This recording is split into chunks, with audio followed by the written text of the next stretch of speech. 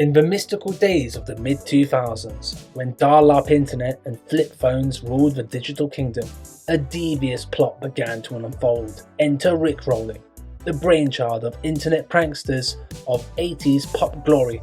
But just what is Rickrolling? Picture this: you're innocently clicking through the vast expanse of cyberspace, maybe searching for the meaning of life, or just trying to avoid your homework. Suddenly, like a digital ninja, the music video for Rick Astley's 1987 hit, Never Gonna Give You Up, materializes on your screen. Guess what? You've been rickrolled, my friend. So, I'm sure you're asking, how did it all begin?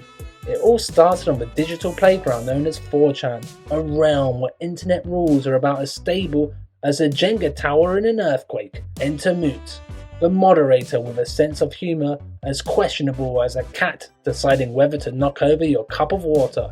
In a fit of digital whimsy in 2006, Moot decided to play word games and replaced every innocent mention of egg with the quacktastic duck.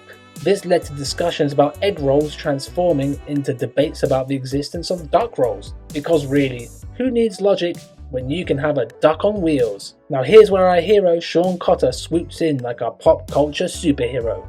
Stationed in Korea at the ripe age of 19 and armed with a penchant for mischief, Cotter decided to sprinkle some Rick Astley magic into the chaos. YouTube was crawling at this time and wasn't the sprinting giant it was today. When the highly anticipated Grand Theft Auto 4 trailer crashed the Rockstar Games website, desperate fans turned to 4chan for salvation. Cue Cotter's diabolical link, a promise of the trailer's glory that instead led unsuspecting victims to his YouTube masterpiece titled Rickroll D. It wasn't because Cotter thought that the song was the musical equivalent of a soggy sandwich. No, he was just casually browsing through a list of hits from his birth year, and Never Gonna Give You Up happened to pop up first.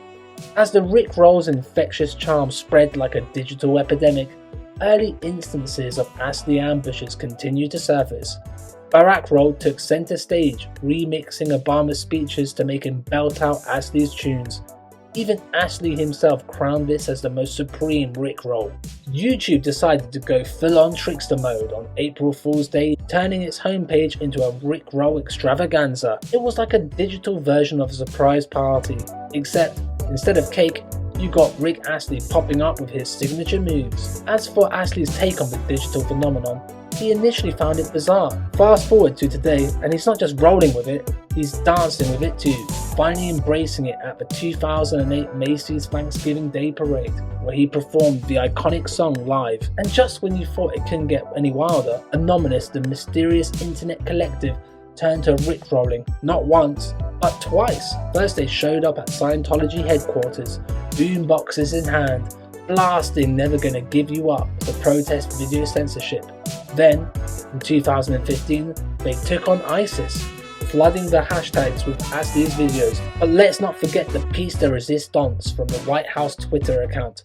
When faced with a complaint about the dryness of fiscal policy discussions, they apologized and offered something way more entertaining: a tiny URL link that led straight to the Rickroll abyss. Because who needs economic insight when you can have Astley's catchy tune instead? Even in the world of WikiLeaks, where secrets are about as common as a squirrel in a park, the Rickroll found its place. A link promising scandalous revelations about the US-UK relationship led only to an official-looking page, not with geopolitical confessions, but with the sweet lyrics of Never Gonna Give You Up. In the dwindling days of the 2010s, entered the COVID-19 pandemic, the unexpected hero of the Rickroll resurgence.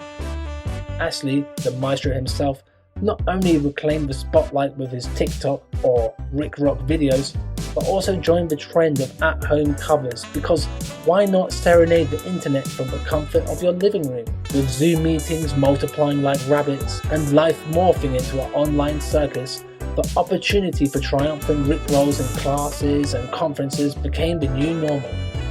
The pinnacle of this digital renaissance arrived when Rick Astley, the Rickroll king himself, fell victim to the very prank he birthed. In June of 2020, on a Reddit thread featuring a throwback photo of Astley on a bike during his first tour, a crafty trickster claimed to have met Astley backstage at the tender age of 12. The fraudulent link to a photo sealed the deal, and Astley himself admitted defeat. the student had become the master. Pranksters evolved and embraced the tech-savvy charm of QR codes. The piece de resistance, a Texan's grand scheme involving a QR code leading to a music video created by 300 drones dancing above the Dallas skyline.